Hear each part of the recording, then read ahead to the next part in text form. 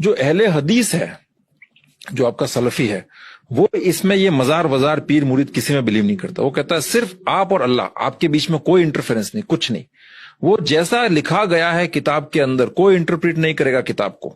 جیسا کتاب کے اندر لکھا گیا اس کو لٹرل فالو کرتے ہیں. اس کو مطلب کتاب اس پر لکھا ہے کہ اس آدمی کے اوپر تھوکنا ہے تو آپ کو تھوکنا ہے. پروفیٹ، وہ ان کے جو سلافی ایک ورڈ یوز کرتے ہیں، تو سلاف السلاف، جو پروفیٹ محمد کے ساتھ کے جو لوگ تھے نا، صحابہ لوگ جو تھے، وہ لوگ جس طرح کا زندگی بسر کرتے تھے، جو کام وہ کرتے تھے، وہ لوگ سلفی، وہابی اور اہل حدیث. سنیوں میں ایک سموہ ایسا بھی ہے جو کسی ایک خاص امام کے انوسرن کی بات نہیں مانتا.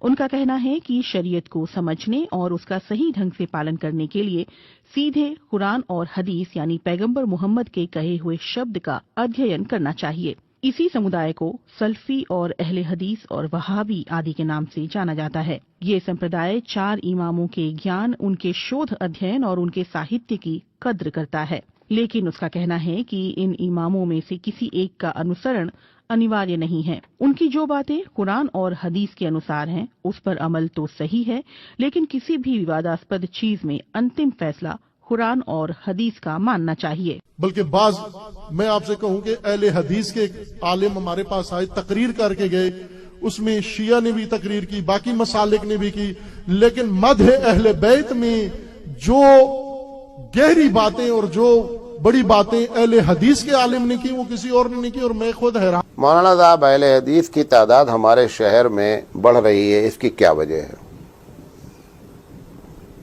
اس کی پہلی وجہ یہ ہے کہ ہم بے دلیل بات کرتے ہیں، وہ دلیل کے ساتھ بات کرتے ہیں. پہلی وجہ. ہمارے ہاں مدارس میں ہم کو فقہ پڑھائی جاتی ہے اور حدیث سے دلیل نہیں دی جاتی ہے. یہ بنیادی وجہ ہے. سر، اہل حدیث جس طرح نبی الاسلام کو مانتے ہیں نا، اس طرح اور کوئی نہیں مانتا.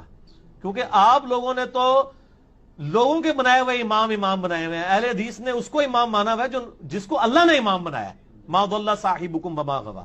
اہل حدیث کی آپ کے بزرگوں سے کوئی دشمنی نہیں ہے. وہ جو کچھ کہتے ہیں نبی الاسلام کی محبت میں کہتے ہیں. آپ ذرا ان کے قریب ہوں، آپ کو پتہ چلے گا کہ اہل حدیث نے نبی الاسلام کو صحیح مانا ہے. باقی تو صرف نام کے ہی مان رہے ہیں. ٹھیک. اس دور میں کتاب و سنت کا اور قرآن و حدیث کا سچا محافظ اگر کوئی ہے تو اے اہل حدیثوں وہ تم ہو. کعبے کے رب کی قسم، کتاب و سنت کے سچے علمبردار اگر کوئی ہے تو وہ تم ہو. نبی اکرم کی دعوت کے سچے محافظ اگر کوئی ہو تو تم ہو. اللہ کی کتاب کو، شریعت محمد کو اپنی اصلی شکل میں اگر کسی نے باقی رکھا ہے تو اہل حدیثوں وہ تم ہو. سارے لوگوں نے آمیزش ملاوٹ شروع کر دی. کسی کے ہاں پیروں کی ملاوٹ، کسی کے ہاں فقیروں کی ملاوٹ، کسی کے ہاں اماموں کی ملاوٹ، کسی کے ہاں محدثوں کی ملاوٹ.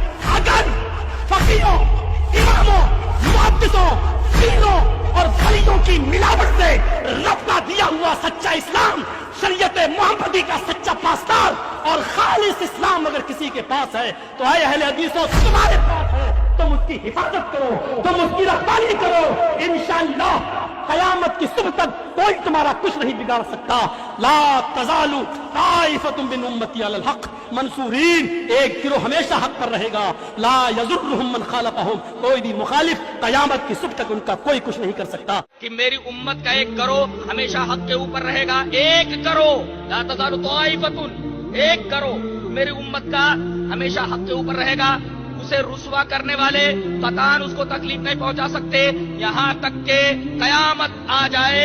حضرت محمد بن اسماعیل امام بخاری رحمۃ اللہ علیہ اپنے استاد کا حوالہ دیتے ہوئے، علی ابن مدینی کا حوالہ دیتے ہوئے کہتے ہیں کہ اس حدیث سے مراد حضرت علی ابن مدینی کہتے ہیں کہ اصحاب الحدیث ہیں، یعنی اہل الحدیث ہیں. امام بخاری رحمۃ اللہ علیہ نے یہ بتایا کہ وہ گروہ جو قیامت تک میری امت کے اندر رہے گا، میرے زمانے سے لے کر کے تا قیام قیامت، جبکہ سورج مشرق سے نہ نکل کر کے مغرب کی طرف سے نکلے، اس وقت تک ایک گروہ رہے گا، ہمیشہ حق کے اوپر قائم رہے گا اور اسے رسوا کرنے والے کوئی تکلیف نہیں پہنچا سکتے، کوئی ضرر نہیں پہنچا سکتے.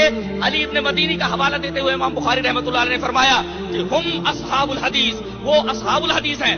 اصحاب الحدیث اور اہل الحدیث دونوں کا مطلب